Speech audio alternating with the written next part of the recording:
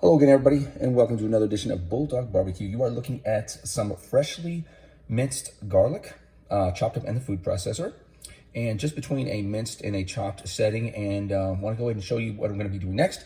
I'm going to go ahead and I have some Italian parsley, the flat parsley, not the curly parsley.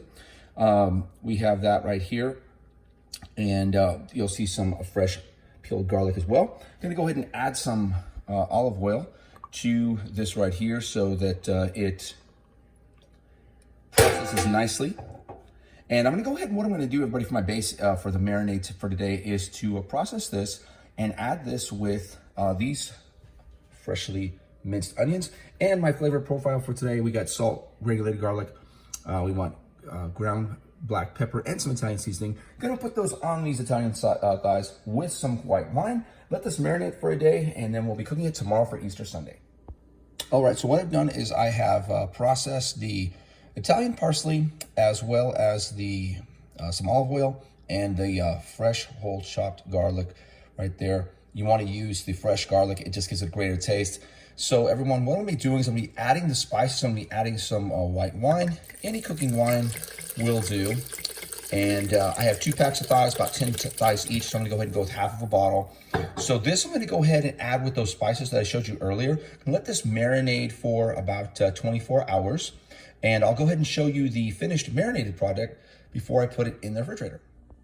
All right, everyone, just want to kind of show you one of the steps that I follow in this process. So I went ahead and drizzled the bottom of each thigh with olive oil, seasoned it. And then what I do, I've mentioned this in my previous videos as well, I take an extra step, take a few minutes to pull back the skin of the chicken thigh itself, and then go ahead and season the meat under the skin, and then season it once again. It's not going to be overdone. It's going to give it a really good flavor. And sometimes, the skin, people don't like it. They want to just, not eat it, and then they miss some of the flavor or some of the seasoning. So that way you have that opportunity in case someone doesn't want to eat the skin, they can go ahead and remove it and still have all the flavors. So what I do first is I just go ahead and drizzle a little olive oil, try to hit each thigh right there individually, just a little bit, kind of as a binder.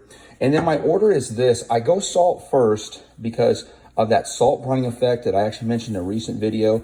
I want to go ahead and take advantage of that opportunity to go ahead and get that process started to really seal in those juices.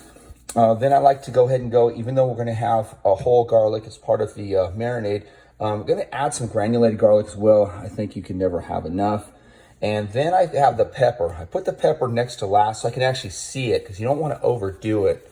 So that way what you can do is just, have enough. It's strong, it's coarse, it's ground, but it also provides great flavor. And then finally, I add the Italian seasoning where, if you add too much, it's not really going to, I don't know if you can never really over season it. It's a blend of rosemary, oregano, basil, etc. So that's kind of how it looks. So I'm going to go ahead and do that on the actual skin as well. Then I'll put everything together and I'll let you see it before I put it to bed for a day.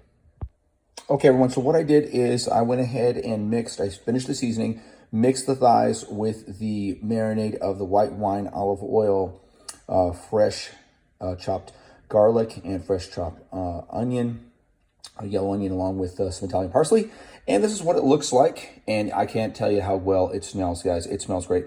So we're gonna go ahead and let this marinate 24 hours, and then we're gonna go ahead and cook it tomorrow. Hope everyone has a great rest of the day. See you tomorrow.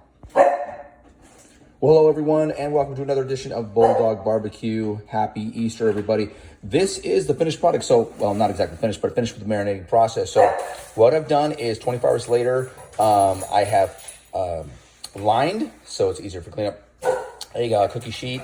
And I have also added the marinade. This is kind of cool, that marinade that I showed you yesterday. You don't have to throw it away. You can actually use it and place it underneath the chicken, because it's really good to keep that nice and moist. So anyway, going to go ahead and put that in the oven for 350. Now you might be asking, hey, isn't this a Bulldog Barbecue show? Yes, it is. I have bulldogs barking in the background, which you heard. And what I'm going to be doing, because there's not enough room, is I'm going to put my spiral sliced ham that was prepped yesterday, pineapple, brown sugar by hand, each slice, tedious but worth it. That's going to go inside the Kamado today at 325. So I'll show you the finished results. At this point, it's time to let them cook. All right, everyone. So I want to go ahead and show you the finished project. The chicken is finished. Now, you want to get this between 165 and 170 degrees Fahrenheit, and a meat thermometer is always the best. But I'll tell you what, with this particular recipe, when it gets to this color, golden brown on top, you can almost bank that you are at that 165, 170 degree mark. Now, a couple things to remind you. Always make sure that your sheet is lined with foil and that it's fairly deep, because this chicken's going to make a lot of juice, so you don't want it to run over and get in your oven. So just a couple tips. I'm also going to show you that ham, when it's finished, it's about 100 degrees on the Kamado right now, so I'll check in with you in a bit. All right, so I'm going to go ahead and pull the ham off. We're at 140. Let me tell you what I had to do. I had it in a 4-inch pan, and the heat just was, it was almost too stifling, so I had to switch to a smaller tray. Beautiful golden brown edges right there. I know you can't see with the wrap. I'm gonna go ahead and unwrap it, carve it up, but let you know we got to that 140. It's gonna be great. All right, everybody, so here is the ham. I've carved it up, tasted it a little bit. Sorry, you can't taste it, can't smell it. You can see it, and turned out really well. 140 degrees, put some juice on it, and just want to wish everybody a very happy Easter. Till next time, this is Bulldog Barbecue reminding you to keep on smoking meat, that is.